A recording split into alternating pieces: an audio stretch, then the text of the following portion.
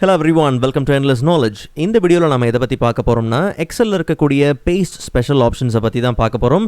So உங்களுக்கு இந்த வீடியோவில் உள்ள கண்டென்ட் எல்லாமே புரியுதுன்னா மறக்காமல் லைக் பண்ணுங்கள். அண்ட் அதை விட ரொம்ப முக்கியம், இதை பற்றி தெரியாதவங்களுக்கு கண்டிப்பாக ஷேர் பண்ணிவிடுங்க. அண்ட் நீங்கள் இன்னுமே சேனலை சப்ஸ்கிரைப் பண்ணாமலே பார்த்துட்டு இருக்கீங்கன்னா மறக்காமல் சப்ஸ்கிரைப் பண்ணுங்கள். அண்ட் சப்ஸ்கிரைப் பண்ண கையோட பக்கத்தில் இருக்கக்கூடிய பெல் ஐக்கனை கிளிக் பண்ணி ஆல் நோட்டிஃபிகேஷன்ஸை மறக்காமல் எனேபிள் பண்ணிக்கோங்க.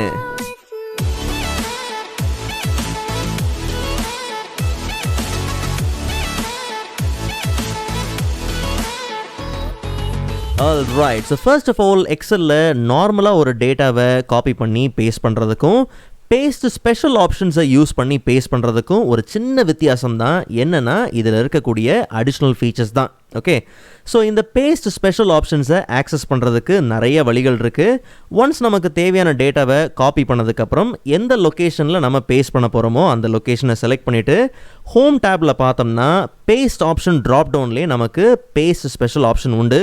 ஓகே, இல்லை எந்த லொக்கேஷனில் பேஸ்ட் பண்ண போகிறோமோ அந்த லொக்கேஷனை ரைட் கிளிக் பண்ணி அந்த செல்லை ரைட் கிளிக் பண்ணோம்னா அங்கேயும் நமக்கு பேஸ்ட் ஸ்பெஷல் ஆப்ஷன் உண்டு. ஸோ இப்படி நம்ம என்ன பண்ணலாம், ஆக்சஸ் பண்ணிக்கலாம். இல்லை ஷார்ட்கட் மூலியமாக தான் ஆக்சஸ் பண்ணணும் அப்படிங்கிற பட்சத்தில் Ctrl+Alt+V கொடுத்தோம்னா நமக்கு பேஸ்ட் ஸ்பெஷல் உண்டு.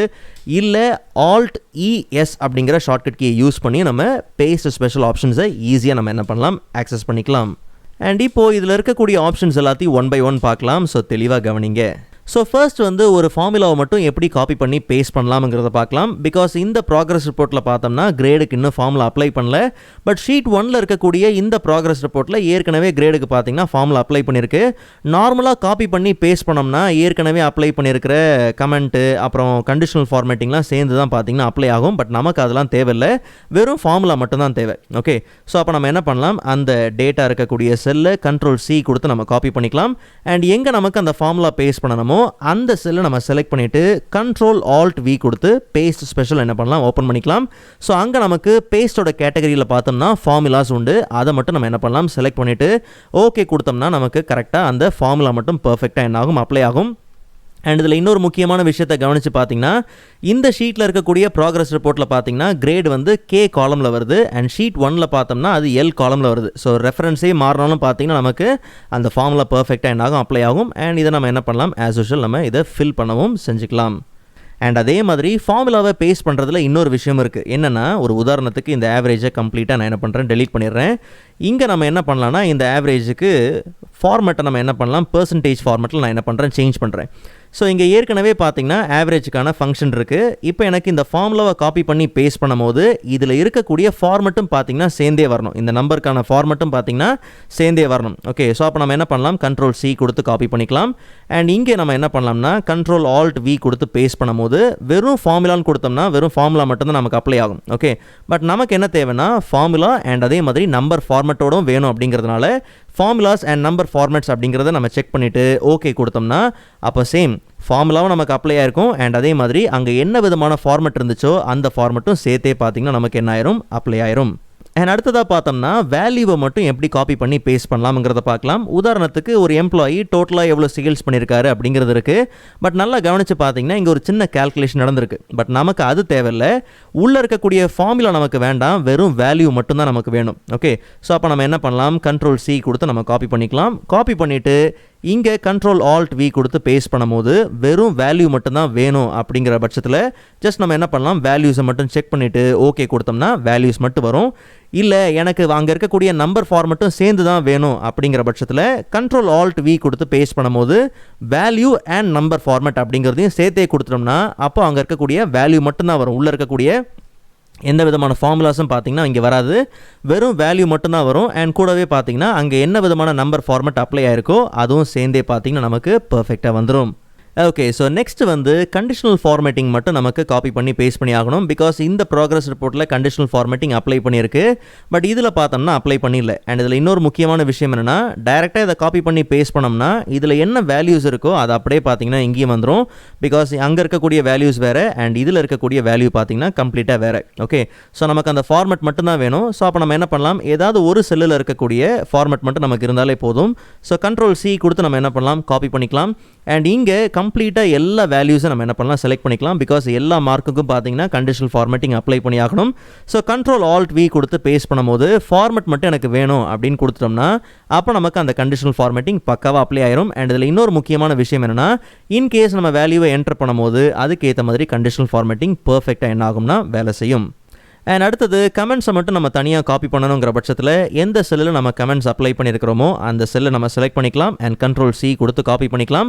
நம்ம காப்பி பண்ண கமெண்ட்டை மல்டிபிள் செல்லில் வந்து பேஸ்ட் பண்ணணும் அப்படிங்கிற பட்சத்தில் மல்டிபிள் செல்லில் நம்ம முன்னாடியே கண்ட்ரோல் கொடுத்து நம்ம செலக்ட் பண்ணிக்கலாம். செலக்ட் பண்ணிவிட்டு கண்ட்ரோல் ஆல்ட் வி கொடுத்து கமெண்ட்ஸை மட்டும்தான் நமக்கு பேஸ்ட் பண்ணணும் அப்படிங்கிற பட்சத்தில் கரெக்டாக நம்ம எந்த மல்டிபிள் செல்ஸ் நம்ம செலக்ட் பண்ணமோ அங்கே மட்டும் அந்த கமெண்ட்ஸ் பார்த்திங்கன்னா பர்ஃபெக்டாக நமக்கு என்ன ஆயிரும் அப்ளை ஆயிரும். அண்ட் அதே மாதிரி தான் டேட்டா வேலிடேஷன். எந்த செல்லில் நம்ம டேட்டா வேலிடேஷன் அப்ளை பண்ணியிருக்கிறோமோ அந்த டேட்டா வேலிடேஷனை மட்டும் அங்கேருந்து காப்பி பண்ணணும் அப்படிங்கிற பட்சத்தில் ரொம்ப சிம்பிள். ஜஸ்ட் நம்ம என்ன பண்ணலாம், ஒரு செல்லாக கூட இருக்கலாம், ஒன்றும் பிரச்சனை இல்லை. கண்ட்ரோல் சி கொடுத்து நம்ம என்ன பண்ணலாம், காப்பி பண்ணிக்கலாம். காப்பி பண்ணதுக்கப்புறம் எங்கே நமக்கு அந்த டேட்டா வேலிடேஷனை பேஸ்ட் பண்ணணுமோ அந்த செல் ரேஞ்சை நம்ம செலக்ட் பண்ணிவிட்டு கண்ட்ரோல் ஆல்ட் வி கொடுத்து நம்ம என்ன பண்ணலாம், பேஸ்ட் பண்ணலாம். அண்ட் வேலிடேஷன் மட்டும்தான் நமக்கு வேணுங்கிற பட்சத்தில் வேலிடேஷனை செலக்ட் பண்ணிவிட்டு ஓகே கொடுத்துக்கலாம். இப்போ நம்ம இங்கேயும் பார்த்தோம்னா நமக்கு அந்த டேட்டா வேலிடேஷன் பர்ஃபெக்டாக என்ன ஆயிருக்கும், அப்ளை ஆயிருக்கும். ஸோ நெக்ஸ்ட் வந்து இந்த சேல்ஸ் டேட்டாவை எனக்கு காப்பி பண்ணி பேஸ்ட் பண்ணி ஆகணும். பட் பேஸ்ட் பண்ணும்போது ஏற்கனவே அப்ளை பண்ணியிருக்கிற இந்த பார்டர் பார்த்திங்கன்னா எனக்கு தேவையில்லை. ஸோ கம்ப்ளீட்டாக நம்ம என்ன பண்ணலாம், அந்த டேட்டாவை செலக்ட் பண்ணிக்கலாம். கண்ட்ரோல் சி கொடுத்து நம்ம காப்பி பண்ணிக்கலாம்.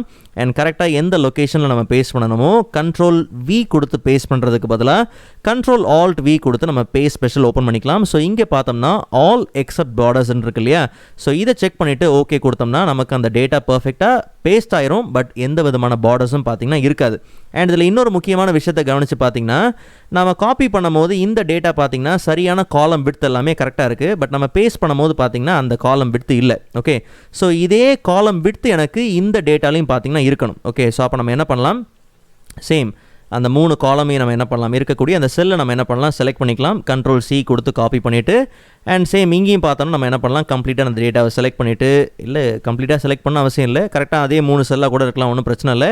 கண்ட்ரோல் ஆல்ட் வி கொடுத்து நம்ம என்ன பண்ணலாம், சேம் பேஸ் ஸ்பெஷல் அண்ட் இதில் பார்த்தோம்னா காலம் விட்த் அப்படின்னு கொடுத்து ஓகே கொடுத்தோம்னா கரெக்டாக அந்த காலம் விட்த் மட்டும் நமக்கு என்ன ஆயிரும், பர்ஃபெக்டாக பேஸ்ட் ஆயிரும்.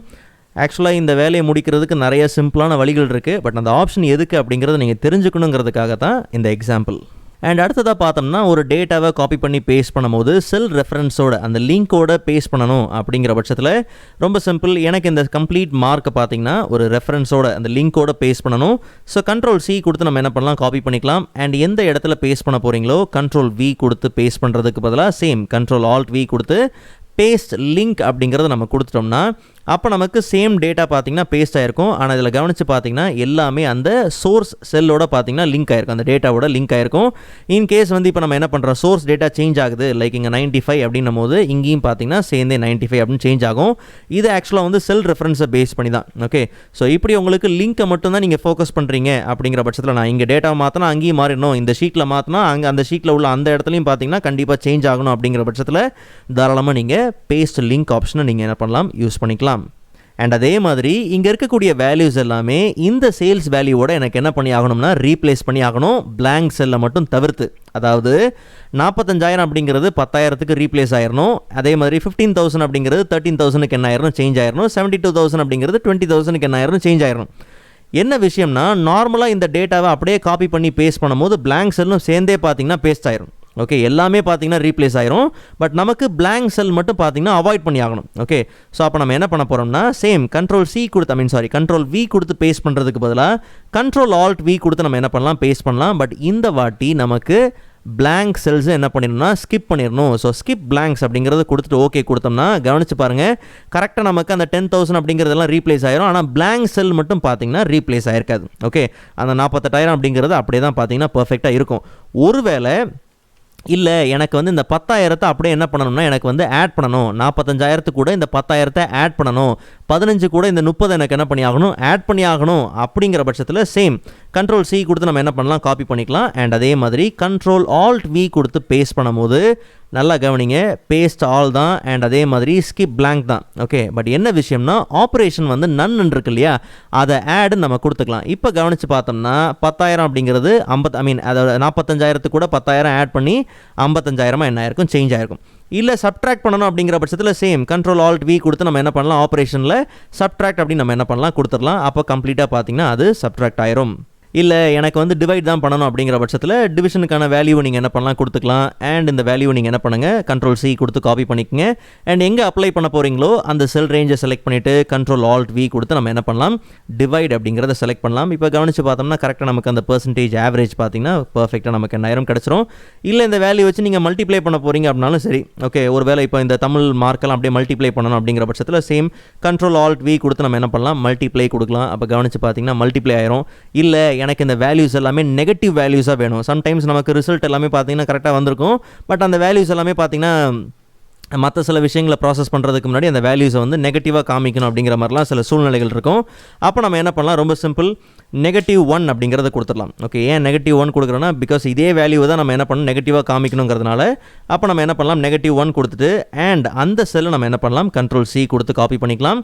அண்ட் நெகட்டிவாக சேஞ்ச் பண்ணணும் அப்படிங்கிற அந்த வேல்யூ இருக்கக்கூடிய செல்ஸை நம்ம என்ன பண்ணலாம், செலக்ட் பண்ணிக்கலாம். And same control alt V நம்ம என்ன பண்ணலாம், மல்டிப்ளை பண்ணலாம். இப்போ கவனித்து பார்த்தோம்னா கரெக்டாக நமக்கு அந்த வேல்யூஸ் எல்லாமே கம்ப்ளீட்டாக நமக்கு என்ன ஆயிருக்கும்னா ஆஸ் அ நெகட்டிவ் வேல்யூஸை நமக்கு பர்ஃபெக்டாக சேஞ்ச் ஆயிருக்கும். ஆல்ரைட், ஸோ ஃபைனலாக இந்த டிரான்ஸ்போஸ் ஆப்ஷன் மட்டும் பார்த்தீங்கன்னா நான் சொல்லலை. அதுக்கான காரணம் என்னென்னா இதுக்கு டெடிக்கேட்டடாக ஏற்கனவே பார்த்தீங்கன்னா ஒரு வீடியோ இருக்குது. அந்த வீடியோக்கான லிங்க் நான் டிஸ்கிரிப்ஷனில் கொடுத்துருக்கிறேன், மறக்காமல் நீங்கள் செக் பண்ணி பாருங்கள். அண்ட் அதே மாதிரி பேசிக் அண்ட் அட்வான்ஸ் கண்டிஷனல் ஃபார்மேட்டிங் இன்னும் உங்களுக்கு அப்ளை பண்ண தெரியல, இல்லை பேசிக் and advance data validation apply பண்ண தெரியல, இல்லை கமெண்ட்ஸோ மற்ற ஒரு சில ஆப்ஜெக்ட்டுக்கான விஷயங்கள் உங்களுக்கு தெரியலங்கிற பட்சத்தில் அந்தந்த வீடியோக்கான லிங்க் நான் டிஸ்கிரிப்ஷனில் கொடுத்துருக்கிறேன், மறக்காமல் நீங்கள் செக் பண்ணி பாருங்கள். அண்ட் நெக்ஸ்ட் வீடியோவில் இதை விட இன்ட்ரெஸ்டிங்கான டாப்பிக்கை பார்க்கலாம். அதுவரை காத்திருங்கள்.